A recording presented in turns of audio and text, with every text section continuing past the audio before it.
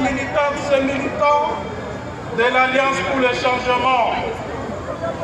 Aujourd'hui, 24 avril 2025, marque le 3e anniversaire de la création de notre parti, l'Alliance pour le changement.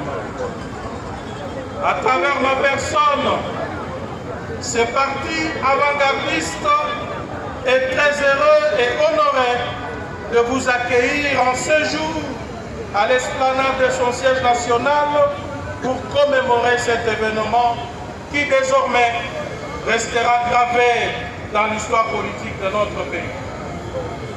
Permettez-moi de remercier chaleureusement tous les militants, ainsi que le parti et organisations amies qui, en répondant à notre invitation, témoignent par leur présence de leur considération.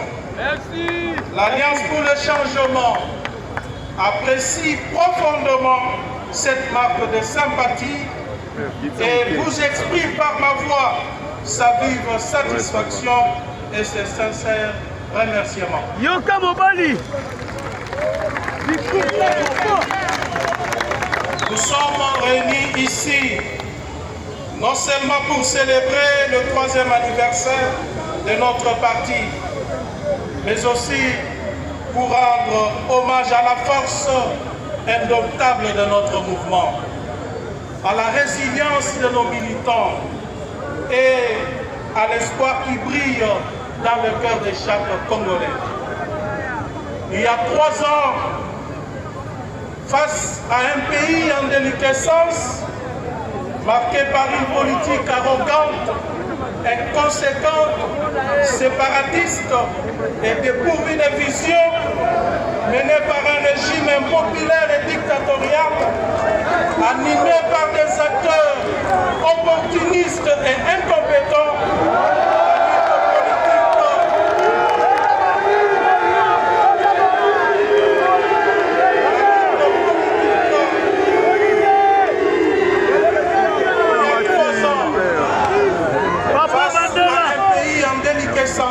Papa François, il y a l'équipe à Mandela.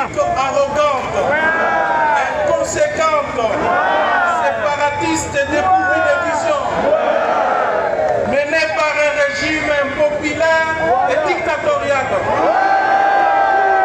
animé par des acteurs opportunistes et incompétents. La lutte politique et constitutionnelle s'est imposée comme la seule alternative à la dérive constatée. L'échec de la classe politique qui dirige notre pays depuis son accession à l'indépendance, avec un système politique à la fois prédateur et oppresseur, et la nécessité de la renouveler par des femmes et des hommes nouveaux, capables de sortir les pays de l'ornière dans laquelle l'a plongé le régime actuel, nous ont interpellés de nous battre pour un avenir meilleur. Un avenir où chaque voix compte, où tous les citoyens sans distinction de tribus ni de provinces ont droit de bénéficier du fruit de la redistribution du revenu national et du vivre humain. Aujourd'hui, force est de constater que cette vision rencontre largement l'adhésion des Congolais. La pertinence et le sérieux des analyses et prises de position de notre parti suscitent respect et admiration sur la scène politique nationale. De plus, notre choix de lutter au sein de l'opposition place notre parti parmi les organisations politiques déterminées à mettre fin au comportement des citoyens des actuels tenants du pouvoir.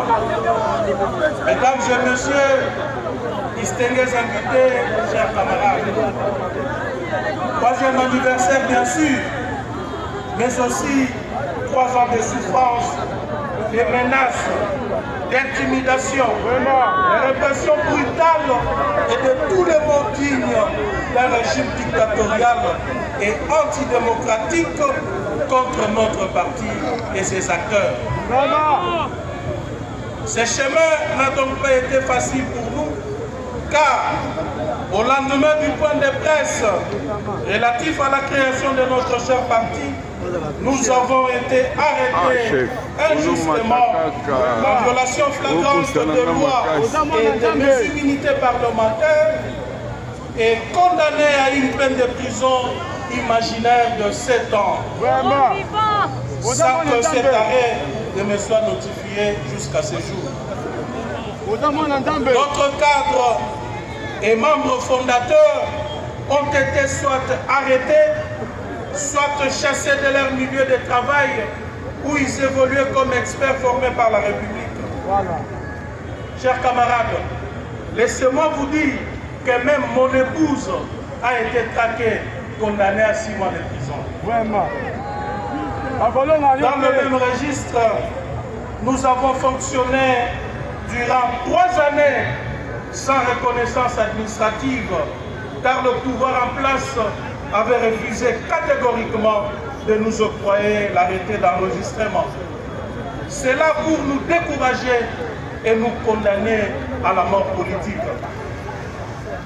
Mais à ce jour, j'ai la joie de vous annoncer que notre parti vient de bénéficier d'un arrêté d'enregistrement.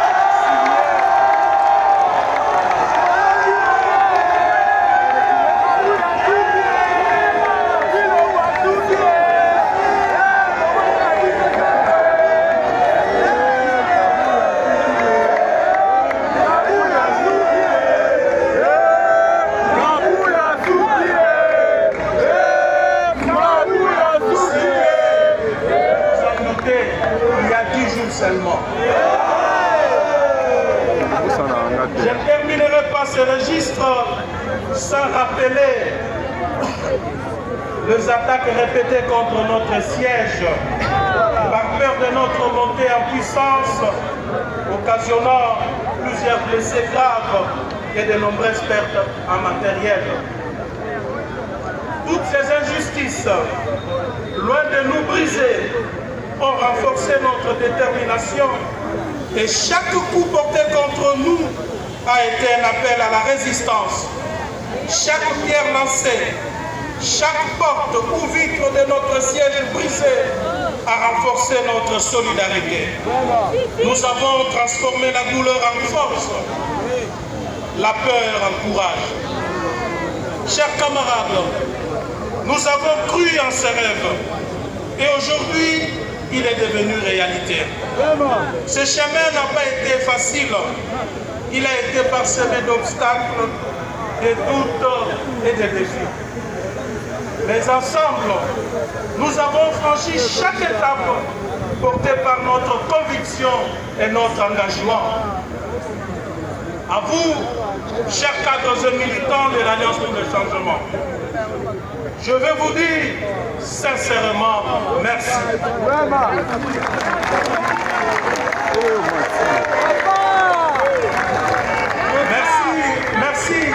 Merci pour votre résilience, pour votre détermination à ne jamais abandonner. Vous savez, tout ce que je veux vous demander, c'est de pardonner à nos bourreaux.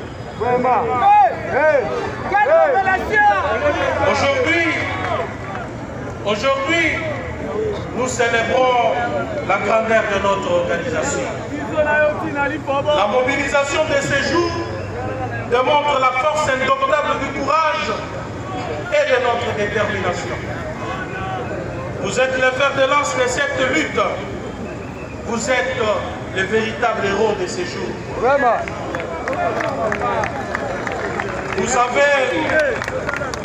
Vous avez prouvé que l'espoir est plus fort que la peur et que la solidarité est plus puissante que la répression. C'est d'ailleurs grâce à vous, grâce à votre résistance, que je suis libre aujourd'hui.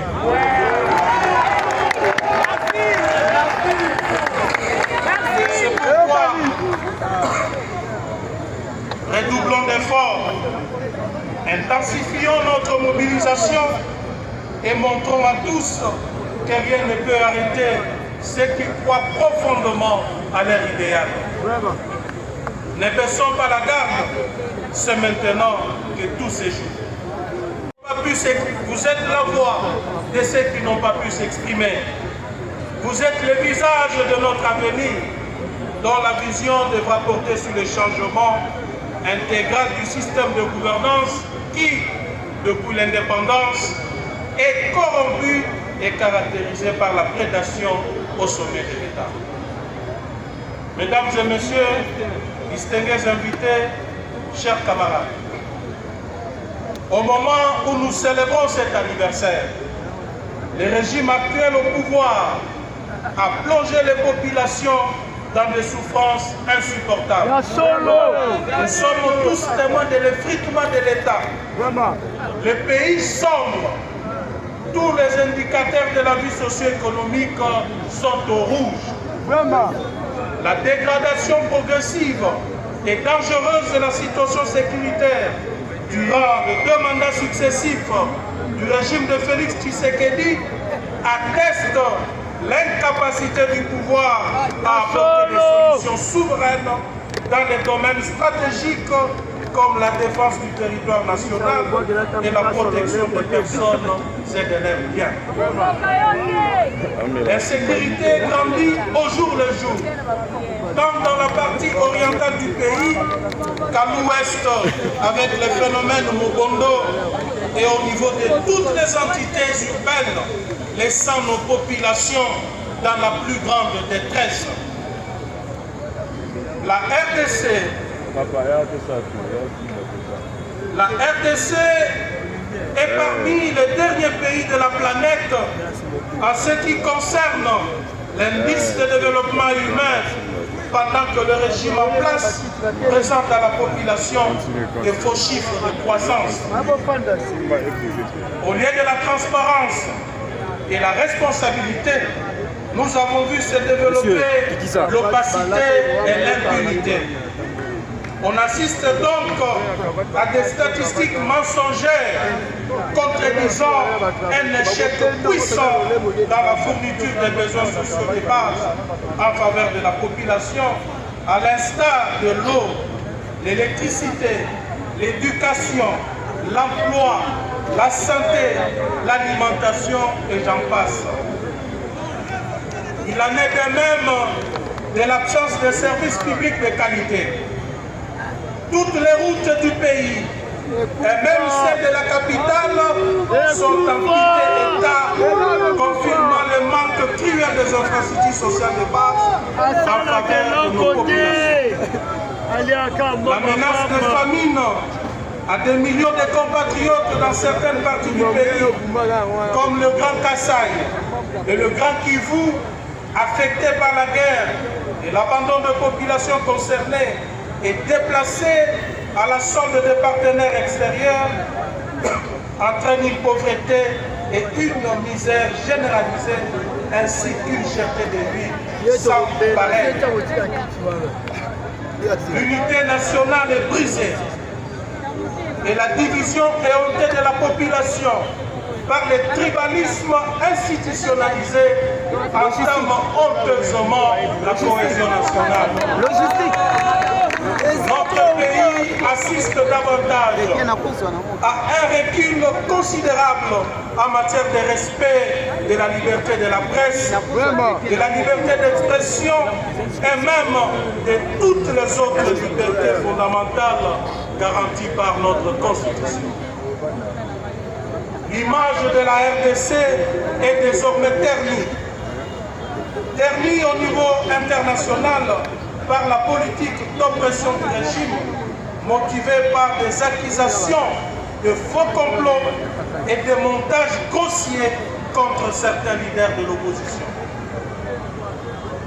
La mauvaise gouvernance politique et économique consacrant en 6 ans de gestion seulement le plus grand nombre de scandales financiers jamais connus de tous les régimes qui se sont succédés à la tête de notre pays.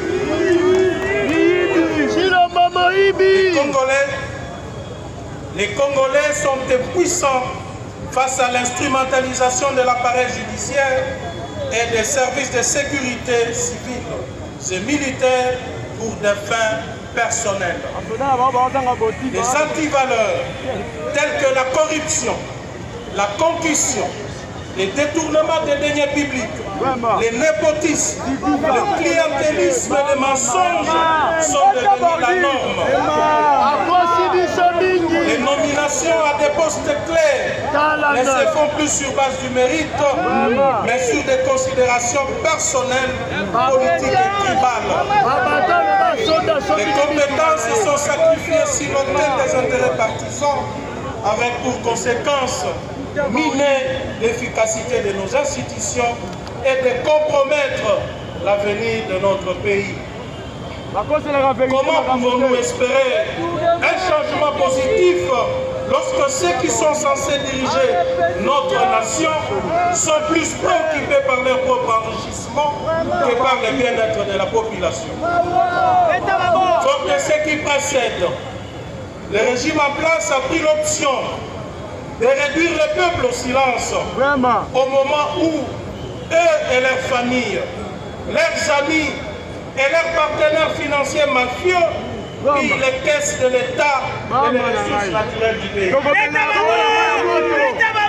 dette publique dans notre pays explose vers la hausse et on assiste chaque jour au phénomène de nouveaux riches à millions, voire à milliards de dollars. Milliards de dollars américains. Mieux de nouveaux voleurs, arrogants et cupides.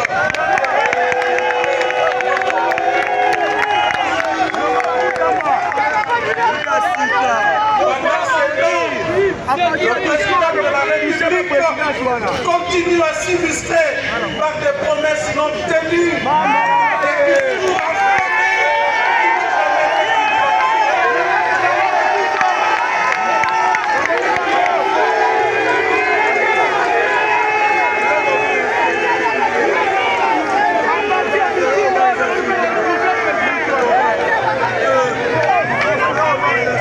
À sa compréhension et à sa justification sont accessibles à tous, particulièrement